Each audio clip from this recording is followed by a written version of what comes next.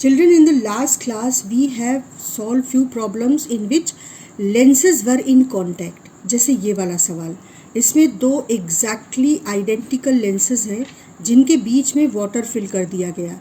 तो अब ये केस हो गया दो कॉन्वेक्स लेंस के बीच वाटर के कॉन्केव लेंस का, और उन्होंने पूछा कि इसकी कंबाइंड फोकल लेंथ बताओ. तो सबसे पहले तो हम लोग फार्मूला लिख देंगे. उसके बाद यहाँ पर ये तो लेंस का रिफ्रैक्टिव इंडेक्स है, और मैं याद करा दूँ कि सराउंडिंग मीडियम का रिफ्रैक्टिव इंडेक्स वो मीडियम का रखेंगे जिसमें ऑब्जेक्ट और ऑब्जर्वर है. मतलब इस वाटर के कॉन्केव लेंस के लिए भी सराउंडिंग मीडियम एयर है, और इन ग्लास के लेंसेज के लिए भी सराउंडिंग मीडियम एयर है. इसके बाद ये जो दोनों कॉन्वेक्स लेंसेज थे, क्योंकि ये आइडेंटिकल थे, तो हमने कहा कि focal length of lens 1 and focal length of lens 3 ये दोनों इक्वल हैं, क्योंकि ये दोनों लेंस आइडेंटिकल है, और इनको f मान दिया. ठीक है, तो अब 1/f1 लिखा, तो क्या लिखा, लेंस का refractive index divided by air का रिफ्रैक्टिव इंडेक्स -1. और फिर जब 1/r1 माइनस 1/r2 लिखेंगे तो r1 पॉजिटिव होगा और r2 निगेटिव होगा. तो ये भी यहाँ पर रख दिया. तो इससे हमको 1/f1, या जिसको हम 1/f भी कह सकते हैं, इट इज़ 1/2. ठीक है ना, और ये देखो 2/r इतना आ गया. अब इसमें इंटरेस्टिंग क्या था कि आमतौर पर जब हमें r1 r2 नहीं दिए रहते हैं तो हम लेंस की फोकल लेंथ का फॉर्मूला लिखते हैं जितने भी लेंसेज होते हैं, और उसके बाद उन्हें डिवाइड करते हैं जिससे कि 1/r1 माइनस 1/r2 वाला टर्म कट जाए. लेकिन यहाँ पर ये जल्दबाजी नुकसान करती. हमने 1/r1 माइनस 1/r2 की वैल्यू रखी साइन के साथ. r1 r2 क्योंकि इक्वी कॉन्वेक्स है तो r1 r2 equal to r है, और हमको ये वैल्यू मिली. इसी तरह से इसके लिए भी सेम वैल्यू रहेगी, है ना, L3 के लिए. लेकिन ये जो कॉन्केव लेंस है इसके लिए हमको कैलकुलेशन करना पड़ेगा. तो कॉन्केव लेंस का focal length refractive index divided by surrounding medium यानी एयर -1. और अब देखो 1/r1, इसमें 1/r1 इसमें निगेटिव होगा, और r2 ये इसमें पॉजिटिव होगा. तो ये वैल्यूज़ हमने यहाँ पर रख दी, और तब हमको ये मिला -2/3r. तो 1/f1 की वैल्यू भी मिल गई, 1/f2 की वैल्यू भी मिल गई. अब फोकल लेंथ कॉम्बिनेशन की क्या होगी, कॉम्बिनेशन की फोकल लेंथ होगी 1/f1 plus 1/f2 plus 1/f3. 1/f1 का मतलब हो गया ये वैल्यू, सॉरी ये वैल्यू. 1/f2 का मतलब हो गया ये वैल्यू, और 1/f3 का मतलब हो गया फिर से ये वैल्यू. अब जब इनको रखा हमने, तो रखने से पहले हमने इक्वेशन 1 और इक्वेशन 2 को डिवाइड करके f2 और f1 में रिलेशन निकाल लिया था. क्योंकि r तो गिवन नहीं था तो डिवीज़न तो करना ही था. लेकिन वैल्यूज़ रखने से क्या हुआ कि हमें साइन के साथ ये वैल्यू -2/3r मिली. तो जब हमने इनको डिवाइड किया तो f2/f1 किसको किसको, इसको और इसको, 1 को 2 से डिवाइड किया तो f2/f1 इक्वल टू ये वैल्यू अपॉन ये वैल्यू.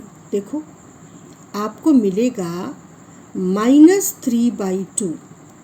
ठीक, तो f2 हो जाएगा -3/2 इंटू f1, और f1 क्या है, हमने f1 और f3 इक्वल टू f लिया है. तो f2 की वैल्यू हो गई f1 3/2 f1 या 3/2 f.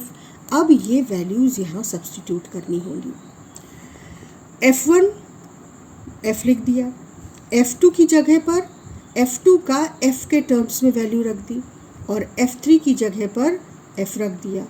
अब इसे जब सिंप्लीफाई करेंगे तो ये वैल्यू आएगी 1/ combined focal length is 4/3f, यानी f इज़ 3/4f. कैलकुलेशन और स्टेप्स दोनों में सावधानी इस क्वेश्चन में रिक्वायर्ड है. इसी तरह से बहुत सारे क्वेश्चंस बनते हैं, बस हमें केवल ये ध्यान रखना है कि सराउंडिंग मीडियम 2 लेंसों 3 लेंसों कॉम्बिनेशन में है, कांटेक्ट में है, तो सराउंडिंग मीडियम वो होगा जिसमें ऑब्जेक्ट और ऑब्जर्वर है. तो इस बीच वाले लेंस का सराउंडिंग मीडियम भी एयर ही है, बस यहाँ कंफ्यूज नहीं होना है. लेकिन आज हम लोग क्वेश्चन करने जा रहे हैं जो बोर्ड में बहुत बार पूछे गए हैं, लेंस की लेंस से कॉम्बिनेशन, और हालांकि उनके डिस्टेंस पर रख कर कॉम्बिनेशन सिलेबस में नहीं लिखा है, लेकिन वो क्वेश्चंस जनरल क्वेश्चंस के फॉर्म में पूछे जाते हैं। जैसे इस क्वेश्चन को देखो, 2010 का है। अब मैंने क्या किया है कि मैंने इस तरह के क्वेश्चन को एक सीक्वेंस में और कैटेगराइज करके तब डिस्कस किया है। हम कॉन्वेक्स लेंस के डिफरेंट कॉम्बिनेशंस जो पूछे गए हैं उन्हें डिस्कस करने जा रहे हैं। कॉन्वेक्स लेंस का ये कॉम्बिनेशन किसके साथ है? कॉनकेव लेंस के साथ। सवाल क्या कहता है? सवाल कहता है object is placed 20 centimetre from the convex lens L1, इसकी फोकल लेंथ है 15 सेंटीमीटर। कॉनकेव लेंस L2, इसकी फोकल लेंथ है 25 centimetre, is placed 35 centimetre from the convex lens. और अब तुम्हें पूरी एनालिसिस करके कि रेज कैसे कहाँ से रिफ्रैक्ट हुई तुमको बताना है। Find position of final image from the combination. तो ये बहुत और ऑलमोस्ट हर साल पूछे गए हैं। इन क्वेश्चंस को कैसे करेंगे देखो। सबसे पहले हम ध्यान से फोकल लेंथ जो दी है और ऑब्जेक्ट जहाँ पर रखा है, पहला ध्यान उस पर जाएगा कि ऐसा तो नहीं है कि ऑब्जेक्ट सेंटर ऑफ कर्वेचर पर रखा हो लेंस के या फोकस पर रखा हो, तो ऐसा यहाँ पर केस नहीं दिख रहा है। तो हमने कहा कि ठीक है, एक जनरल इन्फॉर्मेशन कि भाई रेस चलती हैं इस तरीके से और रिफ्रैक्ट होती हैं। रिफ्रैक्ट होने के बाद क्योंकि कॉन्वेक्स लेंस है तो कन्वर्ज करता है। अगर ये लेंस नहीं होता तो ये कहीं यहाँ पर जाकर मीट करती। ठीक, तो अब इसको हमने पूरे सॉल्यूशन को दो पार्ट्स में डिवाइड कर लिया। पहले पार्ट में हम सिर्फ कॉन्वेक्स लेंस पर फोकस करेंगे और कॉन्वेक्स लेंस के थ्रू जो रिफ्रैक्शन हुआ उसका formula 1/v minus 1/u is equal to 1/f लगाएंगे, जहाँ v है कॉन्वेक्स लेंस ने जिस डिस्टेंस पर इमेज बनाई है, u है कॉन्वेक्स लेंस से ऑब्जेक्ट की डिस्टेंस, और f है कॉन्वेक्स लेंस की फोकल लेंथ। तो हमको पता नहीं है कि कॉन्वेक्स लेंस कहाँ पर इमेज बना रहा है, इसलिए हमने 1/v डैश को एज इट इज़ रहने दिया। u देखो, ये क्योंकि ऑपोजिट टू इंसिडेंट रे होगा तो -20 रखेंगे और फोकल लेंथ कॉन्वेक्स लेंस की 15 प्लस साइन के साथ। जब इसको सॉल्व करेंगे तो v की वैल्यू हमारी सिंप्लीफाई करके आ जाएगी +60 सेंटीमीटर। तुम्हें याद होगा मैंने कहा था कि अगर इमेज की पोजीशन पॉजिटिव आती है तो वो इमेज एक तो राइट साइड में बन रही है, पॉजिटिव साइड में बन रही है और वो रियल है। तो अगर ये कॉनकेव लेंस बीच में नहीं होता तो एक रियल इमेज यहाँ पर बनती। ठीक, तो इस डिस्टेंस को हमने जो वैल्यू आई हमारी वो वैल्यू हमने इस डिस्टेंस को लिख ली। अब क्योंकि इसमें कोई ऐसा शॉर्टकट, कोई हिंट नहीं है, तो हम बिल्कुल प्रॉपर मेथड से चल रहे हैं। पहले कॉन्वेक्स लेंस से रिफ्रैक्शन का फॉर्मूला लगाकर पता किया कि कॉन्वेक्स लेंस से जो इमेज बन रही है वो 60 सेंटीमीटर पे। कब? अगर ये लेंस नहीं होता तो यहाँ बनती। अगर ये लेंस है तो हमको अब तक याद हो जाना चाहिए कि इस लेंस से जो इमेज बनने वाली थी पर नहीं बनी, इस लेंस के लिए वही ऑब्जेक्ट है, क्योंकि कॉनकेव लेंस को ये ऑब्जेक्ट नहीं दिख रहा है, कॉनकेव लेंस को तो रेज ये दिख रही हैं और उसके हिसाब से ये रेज इस ऑब्जेक्ट से, वर्चुअल ऑब्जेक्ट से आ रही है।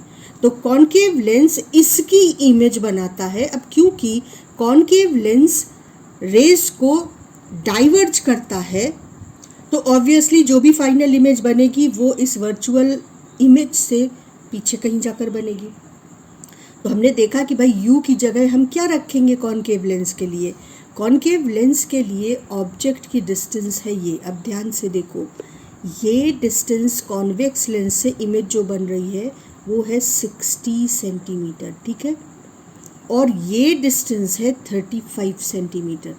तो जो ऑब्जेक्ट की, इस वर्चुअल ऑब्जेक्ट की कॉनकेव लेंस से डिस्टेंस है वो कैसे मिलेगी हमको, ये u डैश कैसे मिलेगा? 35 को 60 में से माइनस करना होगा। 35 को 60 में से माइनस करना होगा तो ये मिल जाएगा। और अगर आप 60 में से 35 को माइनस करोगे तो आपको मिलेगा 25। यानी ऑब्जेक्ट कहाँ रखा हुआ है? 25 सेंटीमीटर पर। लेकिन 25 सेंटीमीटर तो इसकी फोकल लेंथ है, यानी इसके लिए ऑब्जेक्ट इसके फोकस पे रखा हुआ है। तो बस अब हमारा काम आसान हो गया। अगर इससे फोकस पे रखा हुआ है ऑब्जेक्ट तो आफ्टर रिफ्रैक्शन रेज को पैरेलल हो जाना है। इस तरह के सवाल बहुत अच्छी लॉजिक को और बहुत अच्छी एनालिसिस को डेवलप करते हैं। स्टेप बाय स्टेप पूरी रीजनिंग और एनालिसिस को सुनना है, बहुत ध्यान से देखना है और डेफिनेटली तुम भी बहुत अच्छी तरीके से इनमें अपनी लॉजिक डेवलप कर लोगे, लगाने लगोगे। तो सॉल्यूशन का पैटर्न देखो, क्योंकि हमने इसे 2 पार्ट्स में डिवाइड किया था। तो कॉन्वेक्स लेंस के लिए हमने v की वैल्यू निकाली और उसके बाद हमने कहा कि कॉनकेव लेंस के लिए जो ऑब्जेक्ट की इमेज है वो 60 माइनस 35 यानी 25 होगी।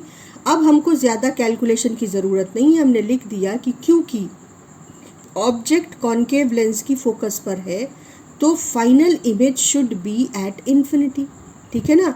और इसलिए जो रेज है वो आफ्टर रिफ्रैक्शन पैरेलल हो जाएंगी और फाइनल इमेज कहाँ बनेगी? इन्फिनिटी पर।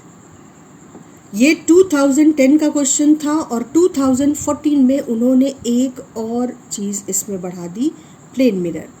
अब उन्होंने कहा 2014 में उन्होंने कहा कि कॉन्वेक्स लेंस से ऑब्जेक्ट 45 सेंटीमीटर पे है, कॉनकेव लेंस कॉन्वेक्स लेंस से 16 सेंटीमीटर पर है और इसके साथ इससे 35 सेंटीमीटर की डिस्टेंस पर एक प्लेन मिरर रखा है। अब कंडीशन ध्यान से सुनो, इमेज वही बन रही है जहां ऑब्जेक्ट है, image and object coincide. Then find focal length of concave lens, focal length of convex lens is 20 centimetre. ध्यान से सुनना, जब कभी भी इमेज और ऑब्जेक्ट कोइंसाइड करेंगे, जब कभी भी, तो ये तभी होगा जब रेज खुद को रिफ्रैक्शन के बाद रीट्रेस करते हुए वापस वहीं मिले जहाँ से चली थी, यानी ऑब्जेक्ट से रेज चली थी और वापस वहीं मिले जहाँ से चली थी, यानी ऑब्जेक्ट के ऊपर। इसको हमेशा ध्यान रखना। और ये अगर मिरर का केस है, रिफ्लेक्शन हो रहा है तभी रिट्रेस करके वापस आएंगी। तो जब कभी साथ में मिरर है और ऑब्जेक्ट और इमेज एक ही जगह बन रहे हैं तो हमेशा ध्यान रखो कि रेज मिरर पर परपेंडिकुलर पड़ रही हैं। वो कोई भी मिरर हो, परपेंडिकुलर पड़ेंगी तभी मिरर उन्हें अपने रास्ते पर वापस भेजेगा। तो एनालिसिस अगर हम करें तो हम रेज को इस तरीके से बनाएंगे।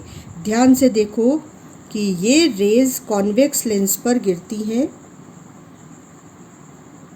ठीक, और उसके बाद ये रिफ्रैक्ट होती हैं और obviously towards the plane, towards the principal axis मुड़ जाती हैं।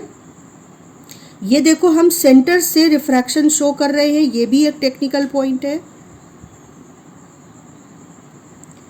अब जब कॉनकेव लेंस पर पड़ेंगी तो अगर ये कॉनकेव लेंस नहीं होता तो ये रेज इस तरीके से जाती है ना, और यहाँ पर मिलकर कॉन्वेक्स लेंस इसकी इमेज यहाँ बना देता। ये इंटरमीडिएट इमेज है जो कि बनी नहीं, लेकिन कॉनकेव लेंस को रेज ऐसे आती दिखेंगी। उसके लिए ये रेज इस वर्चुअल ऑब्जेक्ट से आ रही हैं और वो इसको रिस्पॉन्ड करेगा और इसकी इमेज बनाएगा। अब वो कह रहे हैं कि फाइनल इमेज तो वहीं बनी जहाँ पर कि ऑब्जेक्ट था, यानी अगर ऑब्जेक्ट यहाँ था तो इमेज यहीं बनी। तो रेज को रिट्रेस करना पड़ेगा, खुद को अपने रास्ते को रिट्रेस करके जहाँ से चले थे वहीं लौटना पड़ेगा।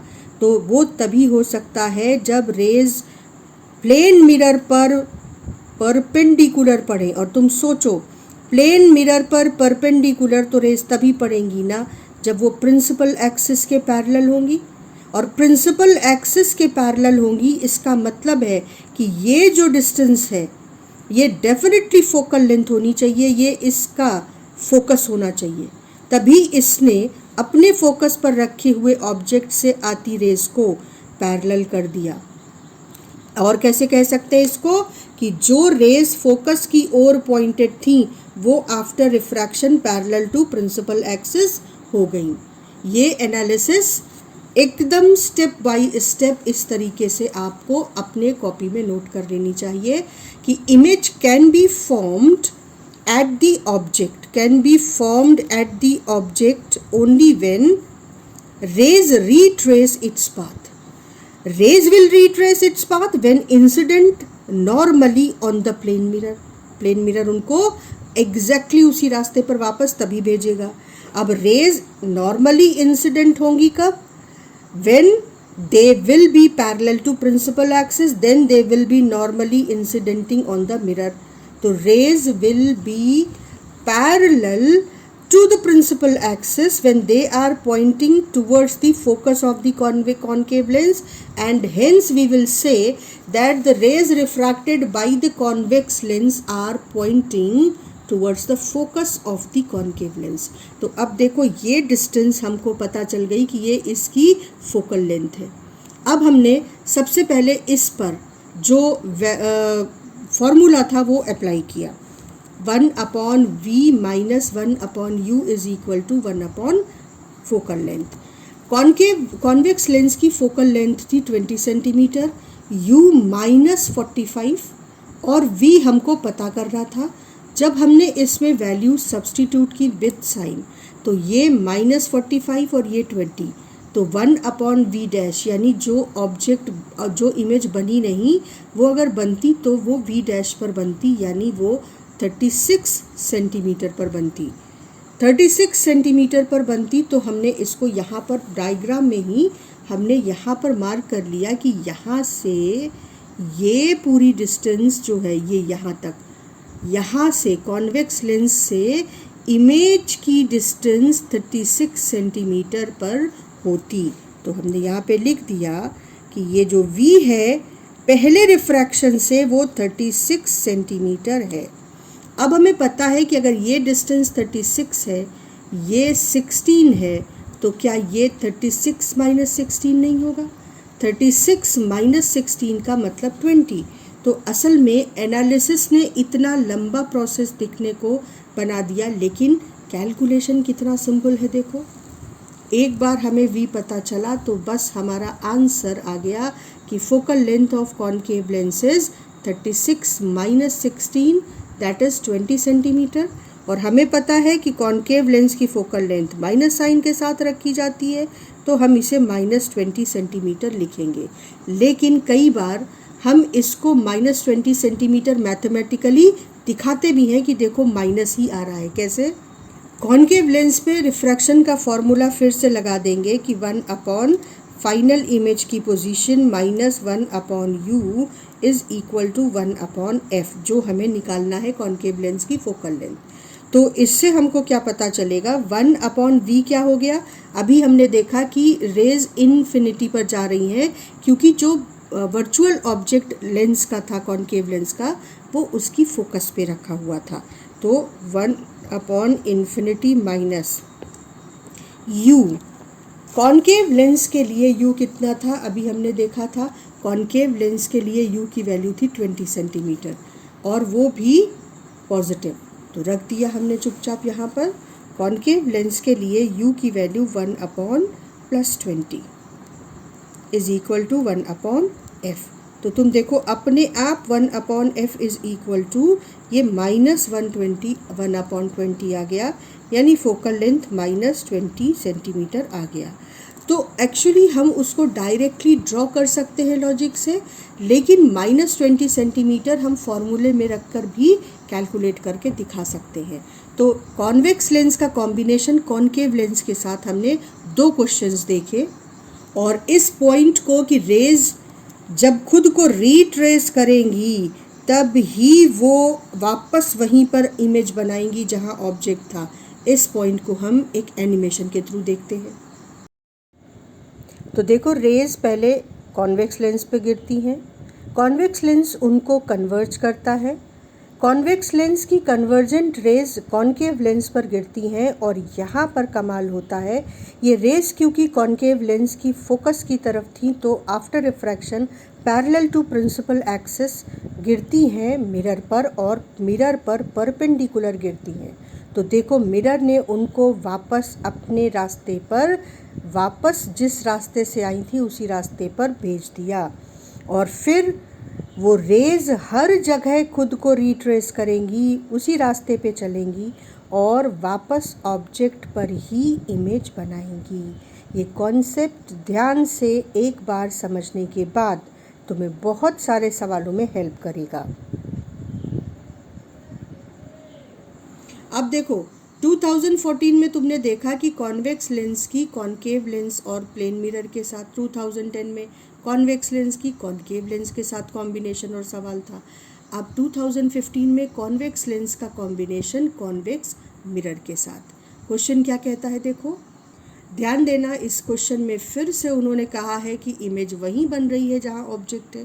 ठीक, तो अब ऑब्जेक्ट लेंस से 15 सेंटीमीटर की डिस्टेंस पे रखा है। इस लेंस की फोकल लेंथ 10 सेंटीमीटर है और कॉन्वेक्स मिरर इस लेंस से focal length of convex lens के जितनी डिस्टेंस पर रखा है, यानी 10 सेंटीमीटर पर। तो इसको यहाँ पे मार्क कर लेते हैं कि 10 सेंटीमीटर पे रखा है। और क्वेश्चन क्या कह रहा है कि जहाँ पर ऑब्जेक्ट है वहीं इमेज है। इसका मतलब कि इमेज खुद को वापस रिट्रेस करती हैं, अपने रेज़ खुद को रिट्रेस करती हैं। और रेज़ खुद को रिट्रेस तब करेंगी जब वो रिफ्लेक्ट होंगी उसी रास्ते पर जिस रास्ते पर गई थी। और रेज़ रिफ्लेक्ट उसी रास्ते पर सिर्फ तब होंगी जब वो मिरर पे नॉर्मली इंसिडेंट होती हैं। तो इस पॉइंट को फिर से हमको ध्यान से देखना समझना होगा कि जो रेज़ यहाँ से चलती हैं वो रेज़ रिफ्रैक्ट होने के बाद इस मिरर पर नॉर्मली इंसिडेंट होंगी, तभी अपने आप को अपने आने वाले रास्ते पर ही वापस रिटर्न करेंगी।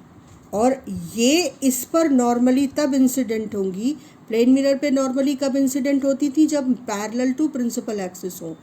कर्व्ड मिरर पे कब इंसिडेंट होंगी, जब ये इसकी सेंटर की लाइन में हो, उसकी डायरेक्शन में हो, यानी सेंटर ऑफ कर्वेचर की डायरेक्शन में जो रेज होंगी वो इस पर नॉर्मली गिरेंगी और मिरर इनको अपने रास्ते पर वापस भेज देगा इस तरीके से। और ये जहाँ से आई थी वहीं पर पहुंचकर फिर से मिल जाएंगी, तो इमेज वहीं मिलेगी जहाँ ऑब्जेक्ट थी। तो अब इस क्वेश्चन में फिर हमको पता है कि इनको नॉर्मली मिलना है, नॉर्मली गिरना है मिरर पे, और नॉर्मली गिरना है मतलब ये सेंटर ऑफ कर्वेचर की डायरेक्शन में है। तो अब हम इस सवाल को फिर दो हिस्सों में तोड़ के करेंगे। पहले हम कॉन्वेक्स लेंस के लिए रिफ्रैक्शन का फॉर्मूला लगाएंगे। क्या लगाएंगे देखो, 1/v minus 1/u is equal to 1/f। अब v हमको पता करना है, ये है ना, यहाँ पे कॉन्वेक्स लेंस मिरर की ऑब्जेक्ट की इमेज को बना रहा है, तो ये हमें पता करना है। ऑब्जेक्ट की डिस्टेंस -15 सेंटीमीटर, क्योंकि इंसिडेंट रे के ऑपोजिट है, तो और इसकी फोकल लेंथ +10 सेंटीमीटर है ही। सब्स्टिट्यूट कर देते हैं वैल्यू सब्स्टिट्यूट करेंगे तो 1/v minus 1/u is equal to 1/f। 1/v is equal to, ये माइनस एज इट इज़ रहा और u की जगह -15 रखोगे और फिर इसको सॉल्व करोगे, तो पूरा सॉल्व करने पे तुमको v की वैल्यू +30 मिलेगी, यानी रियल इमेज बनती और कॉन्वेक्स लेंस के राइट साइड में 30 सेंटीमीटर की डिस्टेंस पर बनती। बस हमारा काम तो हो गया। अब हमको पता है कि कॉन्वेक्स लेंस से जो इमेज बन रही थी, अगर ये मिरर नहीं होता तो 30 सेंटीमीटर पे बनती। ठीक, और ये डिस्टेंस हमको पता है, ये डिस्टेंस है 10 सेंटीमीटर, तो 30 में से 10 सेंटीमीटर माइनस करो तो तुम्हें ये डिस्टेंस पता लग जाएगी। और हमें पूरी एनालिसिस से अब ये पता है कि ये डिस्टेंस और कुछ नहीं, radius of curvature of mirror है। तो focal length of the mirror is radius of curvature by 2। तो हमारा आंसर हो गया, radius of curvature is 30 - 10 that is 20, so focal length of convex mirror is 10 centimetre. तो ये क्वेश्चंस थोड़ा सा सावधानी और एनालिसिस डिमांड करते हैं।